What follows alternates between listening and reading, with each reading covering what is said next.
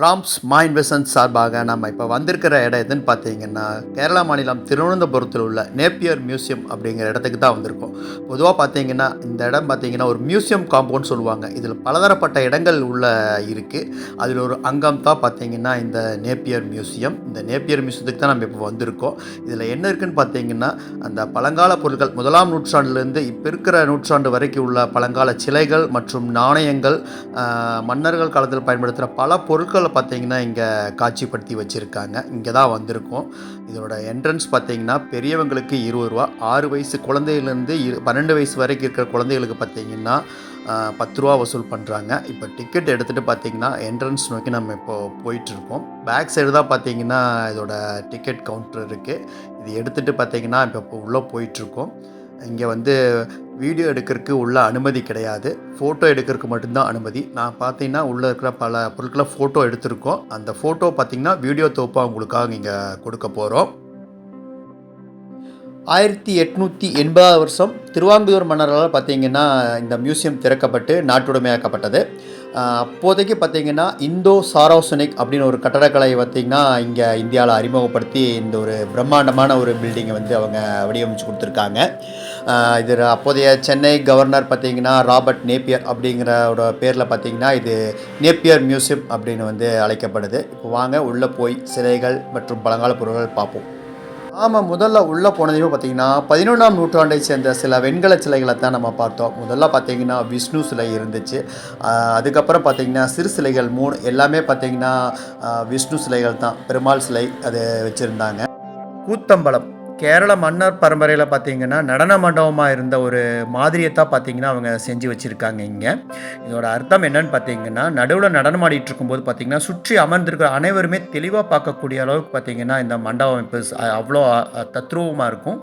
அதோட மாதிரியத்தான் இங்கே வந்து அவங்க வச்சுருக்காங்க. மன்னர் காலத்தில் செஞ்சது பார்த்திங்கன்னா இந்த மியூசியத்தில் பார்த்திங்கன்னா காட்சி பொருளாக வச்சுருக்காங்க. 15ஆம் நூற்றாண்டை சேர்ந்த மரச்சிலைகளை தான் நீங்கள் இப்போ பார்க்க போகிறீங்க. முதல்ல பார்க்குறது பார்த்தீங்கன்னா பிரம்மா, அடுத்தது பாருங்கள் விஷ்ணு, அதுக்கப்புறம் பார்த்தீங்கன்னா தட்சிணாமூர்த்தி அவங்க இருக்காங்க. எல்லா சிலைகளுமே பார்த்தீங்கன்னா கொஞ்சம் சேதமாக தான் இருந்துச்சு. புஷ்பக வாகனம் இது என்னன்னு பார்த்தீங்கன்னா திருவாங்கூர் மன்னர் சுவாதி திருநாள் அப்படிங்கிற ஒரு மன்னர் காலத்தில் இது செஞ்சுருக்காங்க. 3 வாகனம் செஞ்சுருக்காங்க. அவர் பார்த்திங்கன்னா 3ஆவது வாகனம் செய்யும்போது இறந்தனால பார்த்திங்கன்னா இது ஒரு துரதிருஷ்டமான பொருள் அப்படின்னு சொல்லி ஒதுக்கிட்டாங்க. அந்த பொருள் தான் பார்த்திங்கன்னா இங்கே காட்சி பொருளாக வச்சுருக்காங்க. இதற்கப்புறம் பார்த்திங்கன்னா இது ஒரு சீன ஜவுளி பெட்டி. முழுக்க முழுக்க பார்த்திங்கன்னா கற்பூர மரத்தால் செய்யப்பட்ட இந்த பொருள் பார்த்திங்கன்னா மன்னர் காலத்தில் அவங்க ஆடை ஆபரணங்களை வைக்கிறதுக்காக பயன்படுத்தினாங்க. மீண்டும் பார்த்திங்கன்னா 15ஆம் நூற்றாண்டை சேர்ந்த மரச்சிலைகள். முதல்ல வர்றது பார்த்திங்கன்னா இந்திரன் சிலை வந்திருக்கு. அதுக்கப்புறம் பார்த்திங்கன்னா ராமர் மற்றும் அனுமர் இருவரும் சேர்ந்த மாதிரி ஒரு சிலை இருக்குது. இதுக்கப்புறம் பாருங்கள் இதான் பார்த்திங்கன்னா மகிஷாசுரன் உங்களுக்கே தெரியும் அவரோட சிலை இது. அதுக்கப்புறம் பார்த்திங்கன்னா அவரை வதம் செய்த மகிஷாசுர மர்த்தினி அவங்க சிலையும் இங்கே வச்சுருக்காங்க. அதுக்கப்புறம் துர்கை இது பார்த்திங்கன்னா கோயிலில் மிக பிரபலமான ஒரு அம்மன். அதுக்கப்புறம் பாருங்கள் இவர் தான் மன்மதன் இது வரைக்கும் நம்ம எங்கேயும் சிலையாக பார்த்துருக்க மாட்டோம். இந்த மியூசியத்தில் பார்த்திங்கன்னா மன்மதன் சிலை வச்சுருக்காங்க. நம்ம நாட்டை நோக்கி வந்த அந்த பிரிட்டிஷ்காரர்கள் மற்றும் வெளிநாட்டவர்கள் பயன்படுத்தின அந்த ஒரு கப்பல் மாதிரியை தான் வந்து இங்கே அவங்க வச்சுருக்காங்க. இன்னொரு பெரிய கப்பலாக வந்து அவங்க செஞ்சு வச்சுருக்காங்க. அதுபோக இது ஒரு மியூசியம், ஒரு பிரம்மாண்டமான அரண்மனை தோற்றத்தில் இருக்கிறனால பார்த்தீங்கன்னா அந்த மன்னர் காலத்தில் அந்த அரண்மனை எப்படி இருந்ததுன்னு பார்த்தீங்கன்னா பின்னாடி ஒரு அருமையான ஒரு தோற்றத்தை உருவாக்கி வச்சுருக்காங்க. அந்த அரண்மனையில் என்னென்ன பொருட்கள் பயன்படுத்தியிருப்பாங்க, மேல் பாகத்துலேருந்து மாடங்கள்லேருந்து அந்த தோற்றம் பார்த்திங்கன்னா பின்னாடி ஒரு அற்புதமாக அவங்க செஞ்சு வச்சுருந்தாங்க.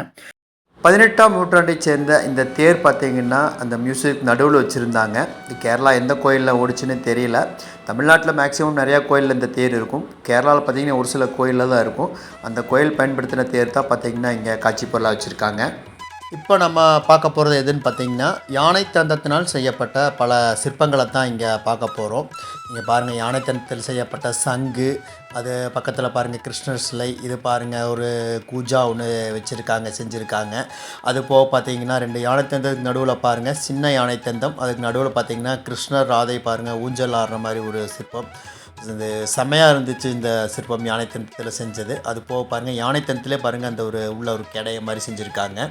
மன்னர்கள் காலத்தில் பயன்படுத்தின முகம் பார்க்கும் கண்ணாடி, இது ஒரு அரிய வகை கண்ணாடி ஒன்று வச்சுருந்தாங்க. அது போக பாருங்கள் ஒரு 4 ஆபரண பெட்டிகள் வச்சுருந்தாங்க. அதுக்கடுத்தது வந்ததாக பார்த்தீங்கன்னா இந்த விளக்கு வகைகள். ஒரு விளக்கு வகைகள் இது வரைக்கும் நான் 1, 2 பார்த்துருப்போம். ஆனால் இது பார்த்தீங்கன்னா ஏகப்பட்ட விளக்கு வகைகள் வச்சுருந்தாங்க. ஒவ்வொன்றும் பார்க்குறக்கே பார்த்தீங்கன்னா அவ்வளோ ஒரு பிரமிக்கத்தக்க வகையில் ஒரு அற்புதமாக இருந்துச்சு எல்லா விளக்குகளுமே. இது ஒவ்வொன்றுமே ஒவ்வொரு நூற்றாண்டை சேர்ந்த இதுன்னு நினைக்கிறேன். அது ஒவ்வொரு விளக்கம் வச்சுருந்தாங்க. கிட்டத்தட்ட பார்த்தீங்கன்னா ஒரு 10, 20 வகையான விளக்குகள் அங்கே வச்சுருந்தாங்க. இதை முடிச்சுட்டு பார்த்தீங்கன்னா இந்த மியூசியத்திலே பார்த்தீங்கன்னா ஹைலைட் எது பார்த்தீங்கன்னா இந்த குருவாயூர் கோயிலோட மினியேச்சர்ஸ் தான், கோவில் மாதிரி.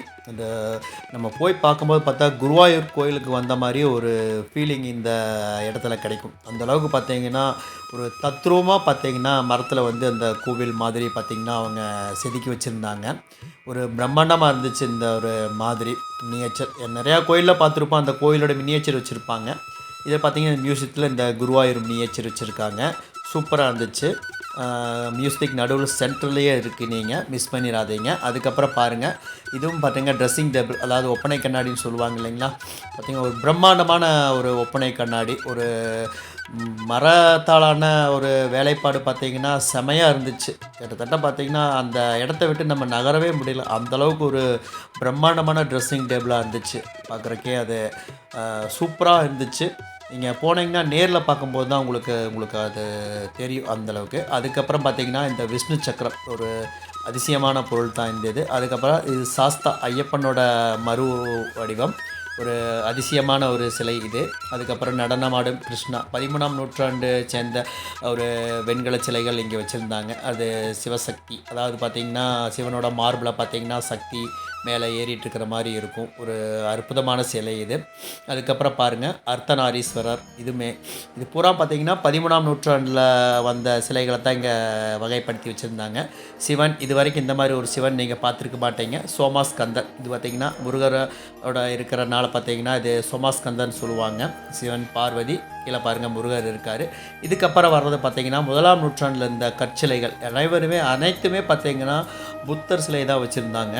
பல சிலைகள் பார்த்திங்கன்னா கை இல்லாமல் கால் இல்லாமல் தலை இல்லாமல் இருந்துச்சு. இது எங்கேருந்து எடுத்தாங்கன்னு தெரியல. 1ஆம் நூற்றாண்டில் சேர்ந்த அனைத்துமே பார்த்திங்கன்னா இங்கே புத்தர் சிலை கிட்டத்தட்ட ஒரு 10 சிலை கிட்ட அவங்க வந்து காட்சிப்படுத்தி வச்சுருந்தாங்க.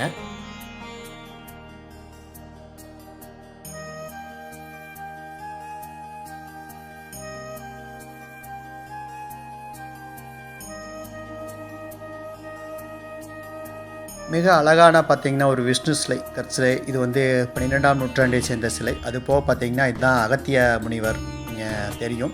ஒரு வர்கலா சுரங்கம் தோண்டும் போது பார்த்திங்கன்னா அங்கே கிடச்சதா சொல்கிறாங்க. இதுவுமே பார்த்திங்கன்னா 12ஆம் நூற்றாண்டை சேர்ந்த ஒரு சிலைன்னு சொன்னாங்க. இதுவும் வந்து இங்கே ஒரு காட்சி பொருளாக வச்சுருக்காங்க. ஐயப்பன் சாஸ்தா இவர் எப்படி அமர்ந்திருப்பார்னு உங்களுக்கே தெரியும். ஆனால் இந்த கற்சிலையில் பாருங்கள் வித்தியாசமான தோற்றத்தில் இருக்கார். இதுவும் பார்த்திங்கன்னா 12ஆம் நூற்றாண்டை சேர்ந்த ஒரு சிலை தான். ஒரு வித்தியாசமான தோற்றத்தில் ஐயப்பன் இருந்தார். அது இந்த மியூசியத்தில் வச்சுருந்தாங்க.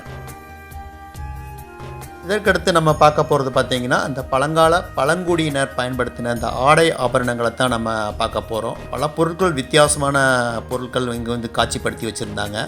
பாருங்கள் உண்மையிலுமே வித்தியாசமாக இருக்குது. இது இந்தோனேசியாவில் அந்த ஒரு பழங்குடியினர் மக்கள் பயன்படுத்தின பொருள்னு சொன்னாங்க. முழுக்க பார்த்திங்கன்னா மிருகங்களோட ரோமங்கள் மற்றும் இதில் உருவாக்கப்பட்ட பொருள்னு சொன்னாங்க. இங்கும் பாருங்கள் இது எல்லாமே பாருங்கள் இந்தோனேசியாவில் அந்த பாலி தீவில் இருக்கிற வந்து பழங்குடியினர் பயன்படுத்தின அந்த ஆடை ஆபரணங்கள் இங்கே காட்சிப்படுத்தி வச்சுருந்தாங்க.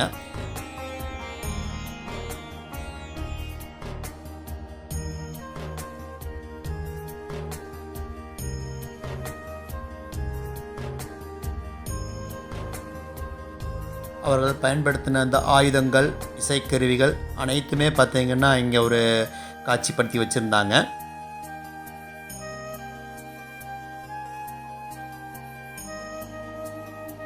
இதுவுமே பார்த்தீங்கன்னா அந்த பழங்குடியினர் பயன்படுத்தின ஆடைகள் தான். அது ஒரு பட்டு வகைகள் சார்ந்த துணிகள்னு அவங்க வச்சுருந்தாங்க.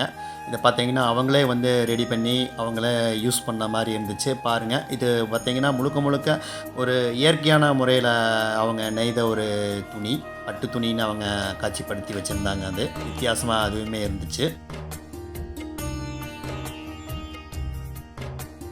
இப்போ நீங்கள் பார்த்துட்ருக்க இதெல்லாம் பார்த்தீங்கன்னா இலங்கை, அதாவது சிலோனில் அவங்க அந்த பழங்குடியினர் இருந்தாங்க இல்லைங்களா, அவங்க பயன்படுத்தின அந்த ஒரு முகமூடிகள் மற்றும் அவங்க பயன்படுத்தின அந்த ஆடை ஆபரணங்கள் தான் வந்து இன்னொரு பகுதியில் பார்த்தீங்கன்னா இவங்க காட்சிப்படுத்தி வச்சுருக்காங்க.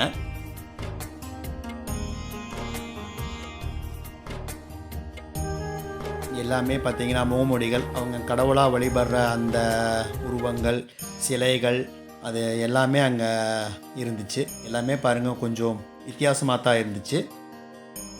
சிவன் லிங்க வடிவில் தான் நம்ம மேக்சிமம் நம்ம வழிபடுவோம். பாருங்கள், சிவனோட உருவம் ஒரு ஒரு ஓவியர் பார்த்தீங்கன்னா இதை செஞ்சு கொடுத்துருக்காரு. அதை வந்து இந்த மியூசியத்தில் வச்சுருக்காங்க. இதுக்கப்புறம் பார்த்தீங்கன்னா இந்தியாவை சேர்ந்த அந்த பழமையான இசைக்கருவிகளை தான் நீங்கள் பார்க்க போகிறீங்க.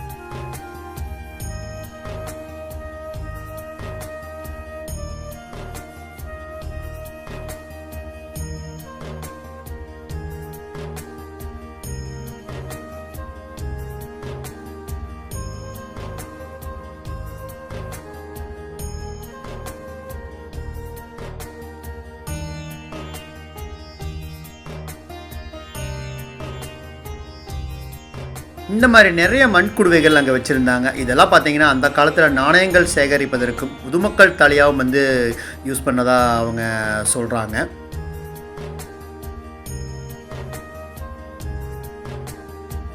அந்த காலத்தில் நாணயங்களை எண்ணுவதற்காக பார்த்தீங்கன்னா பயன்படுத்த அந்த நாணய பலகை இது. அது போக பாருங்கள், சேரர், சோழர், பாண்டியர், கிருஷ்ணராஜ தேவராயர் அந்த காலத்தில் பயன்படுத்தின அனைத்து நாணயங்களுமே இங்கே வச்சுருக்காங்க. இது வந்து கிருஷ்ண தேவராயர் காலத்தில் பயன்படுத்தின கோல்டு வராகன்ஸ்.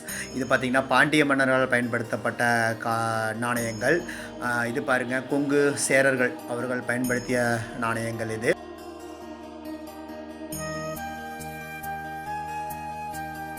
இது இசையை கேட்பதற்குண்டான ஒரு இசைப்பெட்டி, அதுவும் இங்கே வச்சுருந்தாங்க. அது போக பாருங்கள், இதுதான் யாழ், அந்த கால ஒரு வாத்திய கருவி. இப்போ நீங்கள் பார்க்க போகிறது பார்த்தீங்கன்னா இது இந்தோனேசியாவில் இருக்கிற பிரபல பழங்குடியினர் பயன்படுத்தக்கூடிய ஒரு ஆடை ஆபரணங்கள் தான். பாருங்கள், அவங்க அணிந்திருக்கிற அந்த கழுத்தில் அணிஞ்சிருக்கிற அந்த மாலைகள், தலையில் இருக்கிற அந்த தலைப்பாகை, அதுதான் இங்கே வச்சுருக்காங்க. அது போக பார்த்தீங்கன்னா சைனீஸ் வகை அந்த ஆரம், நெக்லஸ், அந்த இடுப்பில் பார்த்திங்கன்னா வெள்ளியாலான பெல்ட்டு, இது எல்லாமே இங்கே தத்ரூபமாக வச்சுருந்தாங்க. ஜப்பான் நாட்டை சேர்ந்த ஆண், பெண் ஆகியோரோட அந்த முகமூடியும் வந்து இங்கே வச்சுருந்தாங்க. இதோடு பார்த்திங்கன்னா இந்த மியூசியத்தோட இது முடியுது. ராம்ஸ் மைண்ட்ஸின் சார்பாக இந்த வீடியோவை பார்த்து கொண்டிருந்த உங்கள் அனைவருக்கும் நன்றி, வணக்கம்.